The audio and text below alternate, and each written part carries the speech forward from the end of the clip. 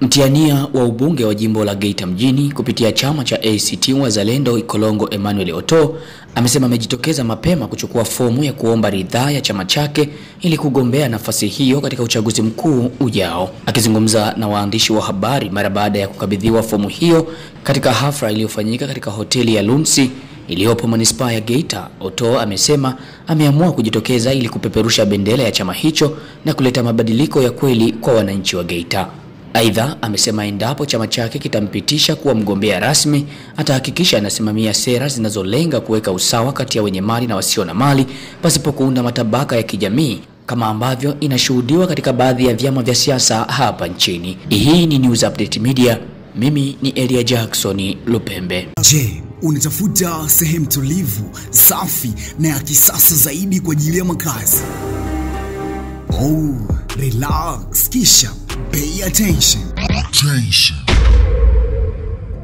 Watoto mjini wanapaita Ushuani Apartment, ila mimi napenda kupaita nyumbani. Ndiyo, ni Sweet Home Apartment. Hapa utapata mazingira mazuri, hewa safi itakao kufanya uwe kwenye comfort zone.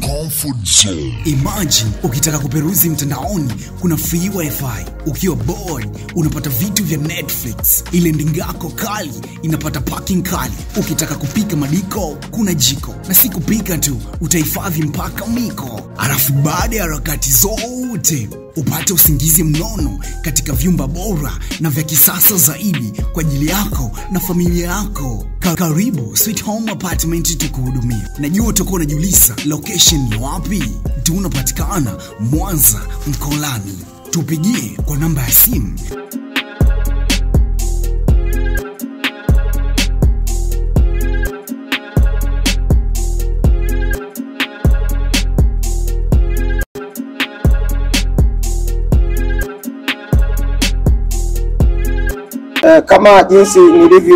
kama jinsi nilivyo anza huko mwanzo, kwa maana ya kwamba leo ni siku ya tarehe 9 mwezi wa 5 mwaka 2025.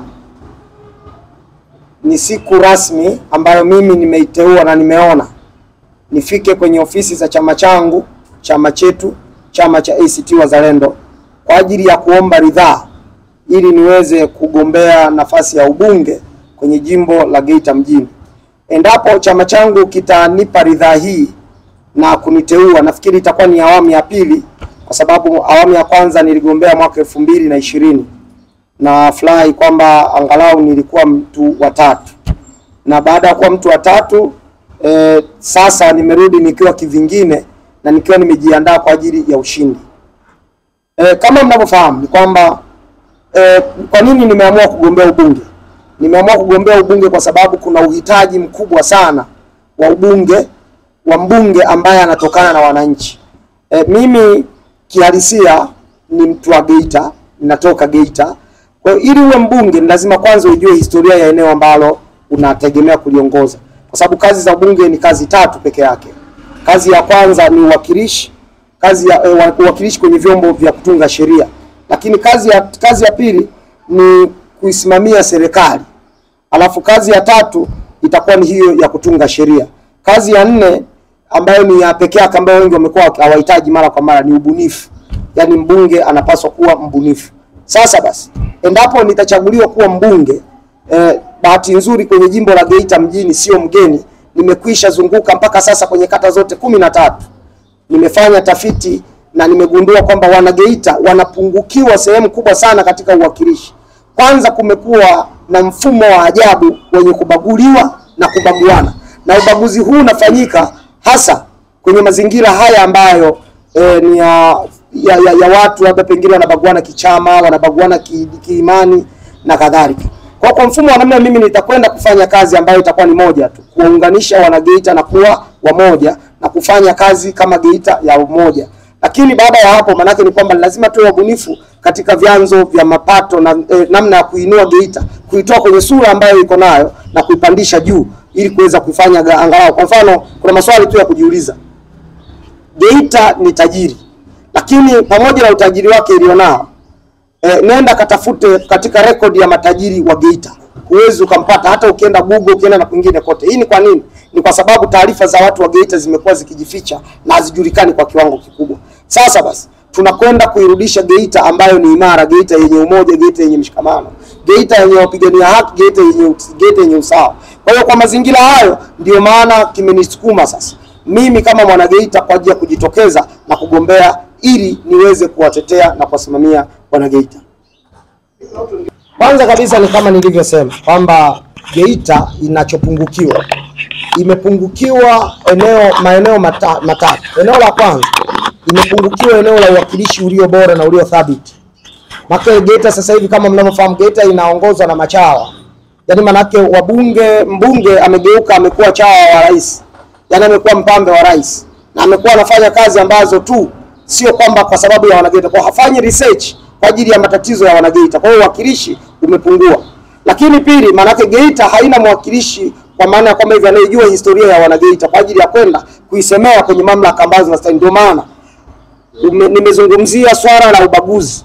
Ubaguzi, watu wanabaguliwa kwa sehemu kubwa sana. Mfano ulio hai, naweza nikakupa mfano ambao ni mdogo sana lakini ni muhimu. Mimi wakati ninazunguka nimejaribu kupita maeneo kadhaa.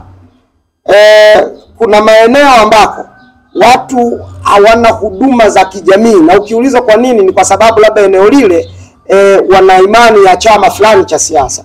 Yaani maana yake kwamba wanabaguliwa kwa sababu ya itikadi zao za kisiasa. Kwa hiyo sisi tunakwenda kutengeneza umoja ambao ni wa wanageita kwa ajili ya maslahi ya Geita. Lakini pili, hiyo ni mbili. Tatu ni kwamba Geita inakosa uwakilishi, kwa maana ya kwamba ule uwakilishi ambao unafuatana na historia. Historia ya Geita kama unavyofahamu ni kwamba huko nyuma kulikuwa na wanaharakati ambao walikuwa wanaipigania Geita, walikuwa kina Hezron Makalanga na kadhalika. Hawa watu wote walisimama kwa ajili ya kuitetea na kuisimamia Geita. Hatimaye tukajikuta kwamba Geita kati ya miji ambayo ilipimwa mapema sana, Geita ulipimwa mwaka 1935. Nyuma sana huko. Lakini baada ya hapo harakati zilikuja zikakatika hapa katikati. Kwa hiyo ndio tukaanza kupata watu ambao wana mfumo ya kichawa. Yaani manake wapambe. Hawana tena ile nia ya kuwasimamia na kupigania haki za wanageita. Kwa hiyo tunakwenda kwa ajili ya kuwatetea wanageita. Kwa mfano, kuna kitu kimoja ambacho ni kidogo na kingine ambacho ni muhimu na chenyewe. Juzi wakati Mheshimiwa Rais anatangaza kwenye Mei Mosi, anatangaza kwamba tutapatikana ongezeko la mshahara kwa 35%.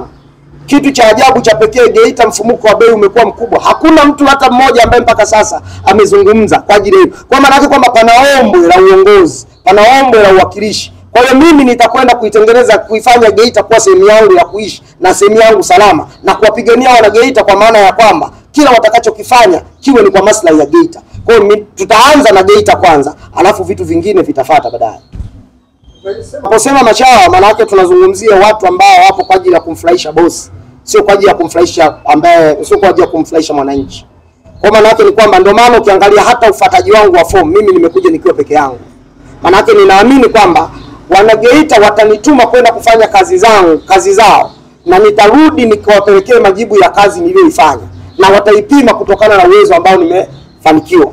Sasa basi, kwa nini tunawasema hawa ni machawa? Maana yake hata mbunge amebadilika. Kama unavyofahamu kwamba sasa hivi asilimia kubwa unasikia wabunge wanasema kwamba shughuli iliyopo ni kumpamba mtu mmoja tu. Wote wamekaa na mpamba mtu mmoja tu. Sasa wanapompamba yule mmoja, wao zile kazi zao zinafanywa na nani?